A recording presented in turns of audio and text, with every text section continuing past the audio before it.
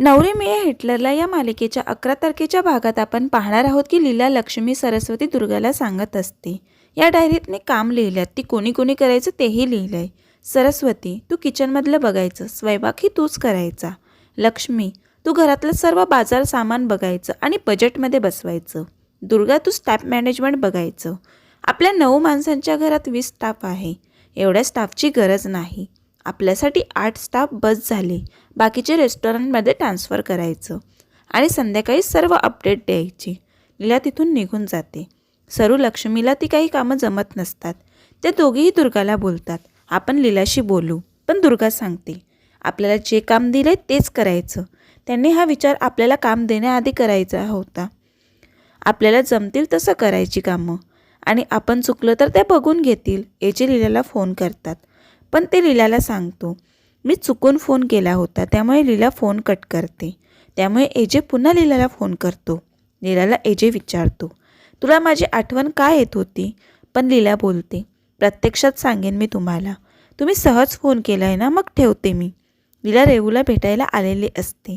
रेवू लीलाला तिने बनवलेला नवीन केक टेस्टसाठी देते.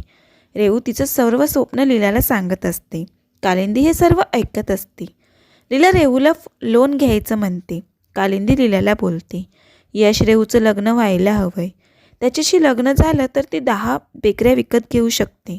त्यावर लीला म्हणते, मी सर्व व्यवस्थित करेन, पण रेवूची स्वप्नही पूर्ण झाली पाहिजेत ना. पण कालिंदी मात्र लीलाला एकच सांगत असते, यश रेवूच्या लग्नाबद्दल एजन्सी बोल.